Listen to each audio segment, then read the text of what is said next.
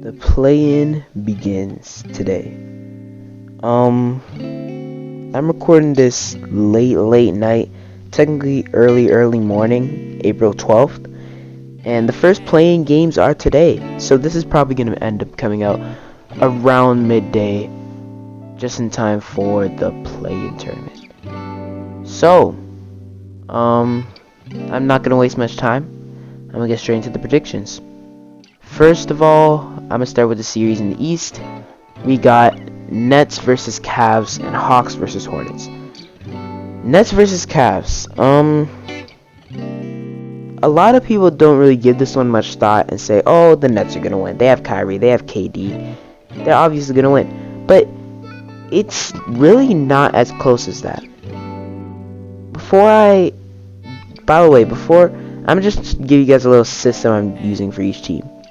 So for each series, or for each game, I'm going to give it, since it's not a series, I can't say, oh, this team in 6, this team in 5, this team in 4, whatever. Instead, I'm going to be giving it a rating on the Speedy Play-in 2022 scale. There's 5-0, which means the team that's up, or the team that I have winning, is winning by a lot. It could be 4-1, which means the team that I have winning is winning by a lot, but not as much as the 5-0. The 5-0 is like a blowout. The 4-1 is like a pretty good lead. And the 3-2 is, I think it's going to be a really close game, but one team, of course, has to win. So, that team will win. Starting with this Nets Cavs game, I think I'm going to probably give it... It really depends on if J.Allen plays. He has been considered questionable for this game, so by the time this video comes out, his status might be updated. But as far as I know, he's questionable. If he plays, this is definitely a 3-2 and going in either direction, and that's because Darius Garland has been looking amazing this year. He was an all-star. So was J.Allen. He's been amazing on the defense side of the ball. And their supporting cast is pretty good. Kevin Love has acted as a great mentor for the big men on this team. And Mobley, of course, Rookie of the Year candidate. And really, everybody's showing what they could do on this team. And it's working. The team is doing good. And although they were the second seed at some point in the season, now they're down to 7th. But it's still a huge improvement from last year. So, W. But now the prediction. Like I said before, it depends on if J.Allen plays. If J.Allen plays, I'd say probably the Nets in a 3-2. Like, it'll be a close game if J.Allen plays. But I have the Nets winning. If J.Allen does not play, on the other hand, 4-1 Nets. Because the Nets are... By the way, I already explained the point system. The Nets are really good. They got Kyrie, they got KD, they got Seth Curry too, Andre Drummond. They got a good amount of guys, and I'm hoping that Ben Simmons actually plays in the playoffs. That would be amazing. But I don't think he's gonna play because he's been having some mental problems apparently. But hopefully he does. But if he does, this is definitely a win for the Cavs, because that just... for the Nets, because that just adds more defense for the Nets, and defense is one of the things they've been lacking. That's been one of the issues for the team. So if you add defense to the team, that makes it even more deadly. And you can't even forget about Goran Dragic, or Dragic. I forgot how to... I'm pretty sure it's Dragic. I forgot. But Goran, LaMarcus Aldridge, Blake Griffin, Bruce Brown, Joe Harris. This team is very good. And they are probably going to win this game. What I'm really thinking about is if it's going to be a close game or not. And it really depends on if J.Allen plays. So, yeah. Other than that, moving on, we got Hawks Hornets. This is also a really interesting matchup, considering the two teams with all-star point guards who are both in the East, both pretty young, and LaMelo has been amazing this year. All-star. He's averaging what, 19, 7 and 7, 19, 8 and 8, something like that. But he's been doing great, averaging great numbers, leading this Hornets team at like 20 years old in his second season, which that's amazing.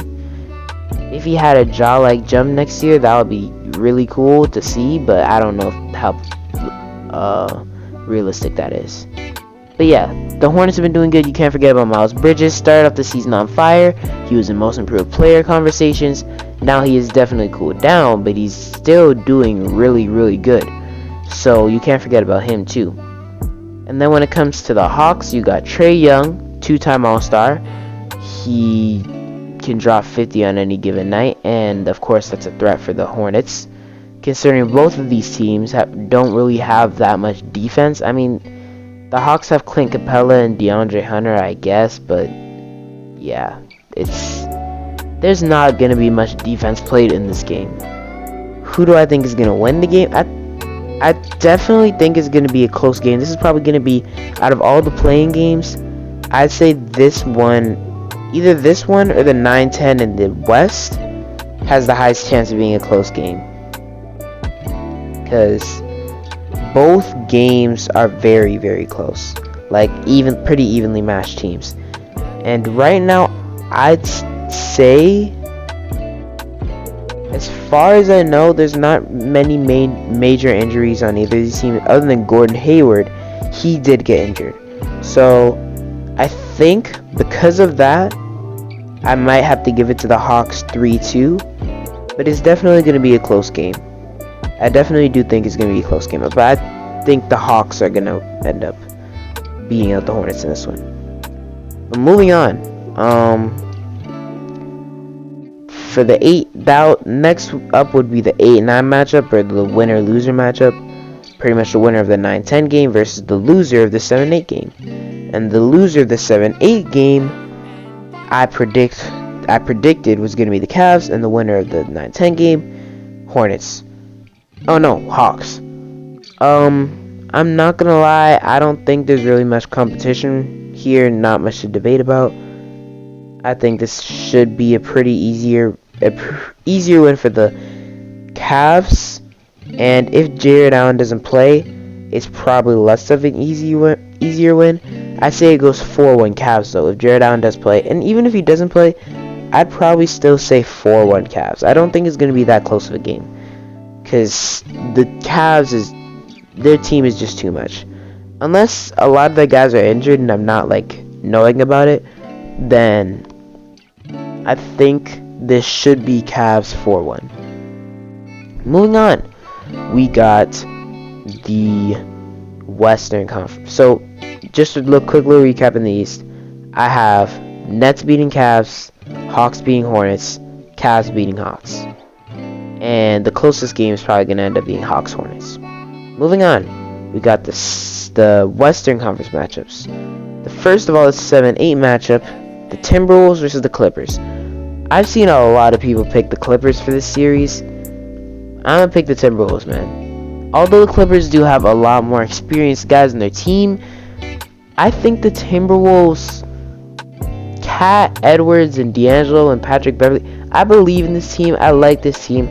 I don't know if they can exactly make it far, but I definitely thinking that making the playoffs would be a big step for them, and Cat's gonna fight for that. You already know Cat's gonna fight for that. And when you think about it, who on the Clippers is guarding Cat? Ivica Zubac, Isaiah Hartenstein. Like, Cat, I definitely think is gonna dominate in this game, and that's gonna be a huge factor in if they win this game or not. But in my opinion, I say Timberwolves probably 3-2, considering the Timberwolves bench is below average, but so is the Clippers, so I can't really say anything. Moving on, we got 9 versus 10 matchup, Pelicans versus Spurs. The Pelicans started off the season terrible, absolutely dog water. They have picked it up since then, and now they're in the play-in, and the Spurs barely made the play-in, one game ahead of Lakers. And yeah, the Spurs versus Pelicans game is probably going to be the most interesting one. Or not the most interesting, I won't say the most interesting, I'd say the closest one. Because out of all of these ones, I'd say these two teams, they're both pretty bad. I think the Pelicans are going to win, though. Because although the Spurs do have an all-star in DeJounte Murray, I think that the Pelicans can win this one. And yeah, the Pelicans, they got CJ, Brandon Ingram, Jonas Valanciunas, Devontae Graham, and I definitely think that beats out DeJounte Murray, Jakob Poeltl, and Lonnie Walker, and Keldon Johnson too. But I still think that the Pelicans are gonna win the series. And what's crazier is this is them without Zion. Imagine them with Zion. That's a whole new problem for other teams. Moving on. We got, now this would be this 8-9 matchup, and I have it being Pelicans Clippers. I'm not even gonna talk about this one. In my opinion, this should be an obvious win for the Clippers. The Pelicans do not have their best player Zion. He is out with a foot injury, so you should expect them, if Zion does stay, you should expect the Pelicans to be much better the next season with CJ, Brandon Ingram, Valanciunas, Zion, and Devontae Graham. That's amazing, starting 5. But right now, this isn't their time, in my opinion. I think that the Clippers should definitely win this. Probably 5-0, or maybe 4-1, because of CJ. CJ is a pretty good player, so 4-1. That's probably what I'd say for this series. And that's it. We finished talking about each play-in series. It doesn't feel like we did it, but we did it. And yeah, I'm gonna be coming out with hopefully daily recaps of what happens each day in the playoffs. And some days, of course, I won't be able to make them because I'll be busy with doing other things, but I will try to do it as best as I can, as frequently as I can, and as consistently as I can, because it's playoff time and nobody wants to miss anything about the playoffs. So hey, I gotta be here to give you guys the recap in case you weren't able to catch the game. But yeah, the play-in is kind of just a warm-up. It's more of a warm-up to the playoffs. It's like, oh, playoffs are coming soon. Make your picks, make your bets. We coming soon. And I mean, the play-in is also really good just on its own. It's just really build up to the playoffs though. And I just cannot wait for that Raptors versus Sixers series, because that's the one that everybody's talking about. Nobody knows the outcome. Nobody can predict it. So we will see what happens. Of course, you know I'm going to be rooting for my Raptors, but at the end of the day, nobody knows what's going to happen. But yeah, pretty sure that's it for this video. If you enjoyed, please like, subscribe, share, comment down below any tips, tricks, or not ideas, topics that you have me do to talk about on this channel. That'll be for me today. I'll see you guys next time. I'm out.